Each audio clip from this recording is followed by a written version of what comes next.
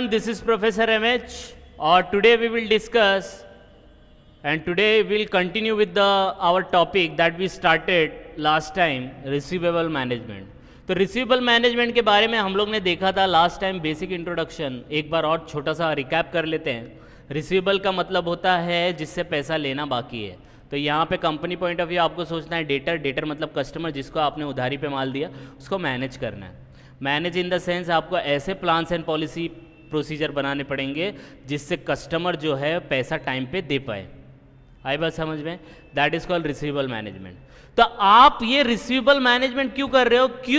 क्योंकि आप ये चाहते हो हम ऐसा प्रोसीजर फॉलो करें कि जिसको भी हम लोग ने उधार पे माल दिया है वो टाइम पे पैसा रिटर्न कर दें, टाइम पे पैसा पे कर दे। तो इसके लिए हम लोग ने रिसीवेबल मैनेजमेंट को फॉलो करते हैं। अब इसके ऑब्जेक्टिव क्या है? क्यों हम लोग ये करते हैं? उधार पे माल दिया, उधार पे माल देने के बाद वो टाइम पे पैसा पे कर दे, उसको रिसीवेबल मैनेजमेंट बोलते हैं। तो इसको करने की जरूरत क्यों है? तो आप बोलेंगे सर जब उधार पे माल ही मत बेचो ना, कैश में बेचो।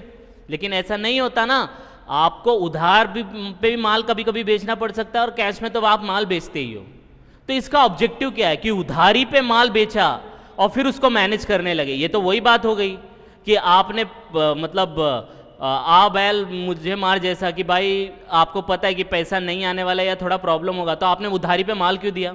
लेकिन इसका कॉन्सेप्ट ये है कि जब तक आप उधारी पे माल नहीं दोगे तो कस्टमर आपके पास ज़्यादा आएगा नहीं।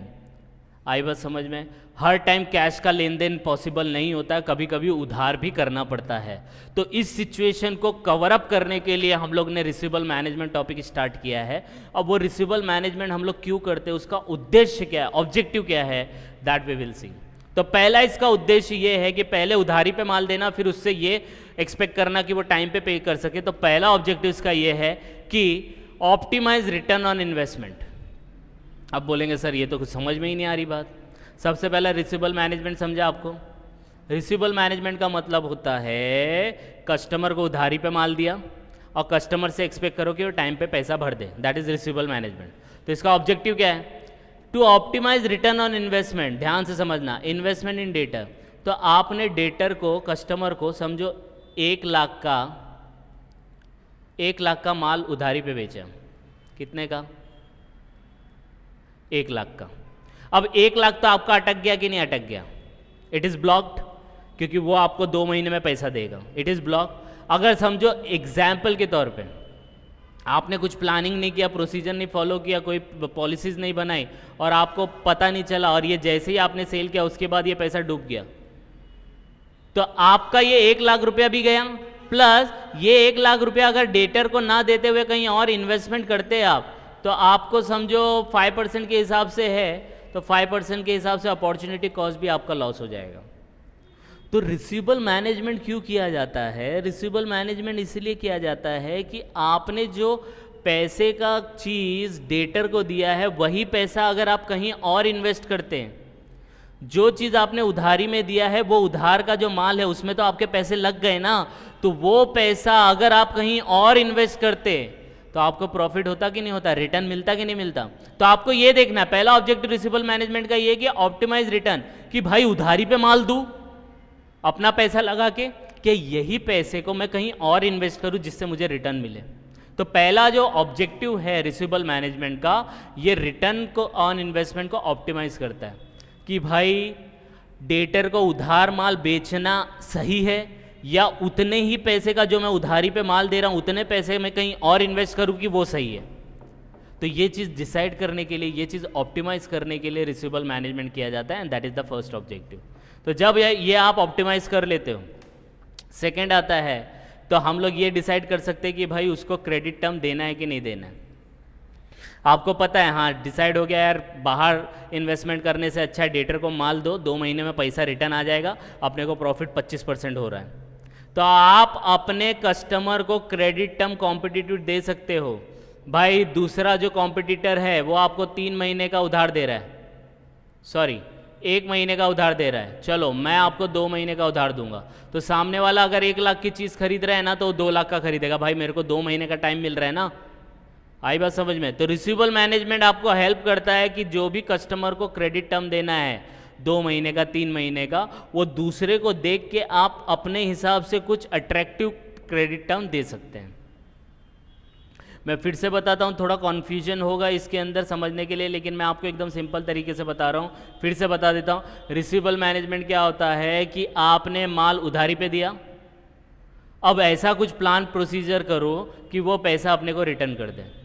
तो ये जो प्लान प्रोसीजर आप बना रहे हो that is called receivable management, कि कस्टमर अपना पैसा टाइम पे दे सके। अब कस्टमर अपना पैसा टाइम पे दे सके, इसका मैनेजमेंट हम लोग कर रहे हैं, दैट इज रिसीवेबल मैनेजमेंट। तो इसका ऑब्जेक्टिव क्या है, क्यों ऐसा किया जाता है कि उधार पे देके फिर उसको कलेक्ट करने की कोशिश करते हैं। तो इससे क्या होता है, हम लोग को ये समझ में आता है कि हम लोग को नेक्स्ट टाइम उधार पे माल बेचना है या दूसरी जगह इन्वेस्टमेंट करना है। आई बात समझ में, कि उधार पे देते हैं तो अपने को प्रॉफिट ज़्यादा होता है या बाहर कहीं इन्वेस्टमेंट करते तो उससे प्रॉफिट ज़्यादा होता है। पहला उद्देश्य ये है, ऑब्जेक्टिव ये। दूसरा ऑब्जेक्टिव ये है कि अगर हम लोग को पता चल गया कि कस्टमर को उधार पे माल बेचना प्रॉफिटेबल है तो हम लोग दूसरी जगह इन्वेस्टमेंट नहीं करेंगे। प्रॉफिटेबल है तो हम लोग अपने सेल्स को बढ़ाने के लिए सामने वाले को पहले 2 महीने का क्रेडिट पीरियड देते थे, अब 3 महीने का देंगे, जिससे सेल इंक्रीज होगा। सेल इंक्रीज होगा तो प्रॉफिट इंक्रीज होगा। आई बात समझ में। तो क्रेडिट टर्म देने में भी आपको हेल्प करता है, ये आपका ऑब्जेक्टिव है रिसीवेबल मैनेजमेंट का। Next, ensure proper flow of fund. तो आपने डिसाइड कर लिया ना कि भाई यहाँ कस्टमर को उधार पे माल बेचेंगे और 2 महीने की जगह 3 महीने में बेचेंगे। 3 का 6 महीना क्यों नहीं किया? क्यों आपको पता है कि हम लोग रिसीवेबल मैनेजमेंट कर रहे हैं तो हम लोग उतना ही टाइम देंगे जितना हम लोग को एडजस्ट हो जाए। एडजस्ट होगा तभी तो प्रॉपर फ्लो ऑफ फंड होगा ना। अगर आपने समझो कस्टमर को माल बेचा और बोला 1 साल के बाद दो, तो 1 साल तक आपके पास पैसा ही नहीं बचेगा, और जब पैसा नहीं बचेगा तो आप नया माल नहीं प्रोड्यूस कर पाएंगे। नया माल नहीं प्रोड्यूस कर पाएंगे तो आप बेचोगे क्या? और जब बेचोगे नहीं तो प्रॉफिट कहाँ से होगा? और जब प्रॉफिट नहीं आएगा तो खाओगे कहाँ से आप? तो रिसीवेबल मैनेजमेंट से क्या होता है, हम लोग को ये भी समझ में आता है कि फंड जो है वो प्रॉपरली फ्लो होता है। तो हम लोग को पता है, हम लोग ने 2-2 महीने का क्रेडिट टर्म दिया है, तो हर 2-2 महीने में 2-2 महीने में 2-2 महीने में 2-2 महीने में हम लोग का फंड का फ्लो होता रहेगा, कस्टमर पैसा देता रहेगा। आई बात समझ में। और हर बिजनेस में याद रखना, जब तक फ्लो ऑफ फंड नहीं होता है वो बिजनेस सक्सेसफुल नहीं होता है। तो in order to be successful there should be a flow of fund. और वो कहाँ से आप उसको अचीव कर पाएंगे? रिसीवेबल मैनेजमेंट करेंगे तभी वो अचीव होगा, अदरवाइज नो। आई बात समझ में? यस और no. Next, better relation with customer.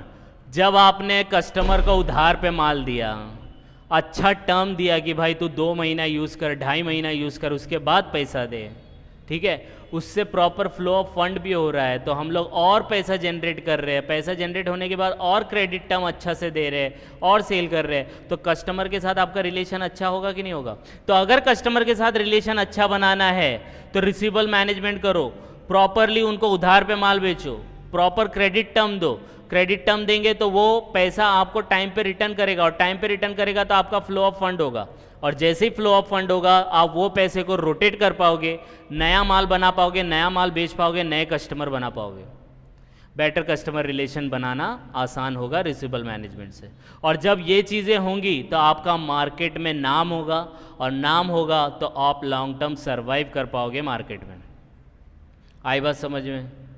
Yes और नो। तो this is all about the receivable management का ऑब्जेक्टिव। तो पहले वीडियो में बेसिक इंट्रोडक्शन देखा था, इसमें हम लोग ने क्यों किया जाता है उसका ऑब्जेक्टिव देखा। नेक्स्ट वीडियो में हम लोग इसका थोड़ा थोड़ा आगे करके प्रैक्टिकल पार्ट देखेंगे, प्रैक्टिकल क्वेश्चन देखेंगे, और इसको कैसे सॉल्व किया जाता है वो देखेंगे। आई बात समझ में? अब इसके बाद जो नेक्स्ट टॉपिक होगा that is the effective management of receivable. Effective कैसे करना है that we will see in the next video. तो प्लीज़ बाय द टाइम आप इसको गो थ्रू करिए, कुछ डाउट आएगा तो please comment, and please like and subscribe for more videos. Thank you.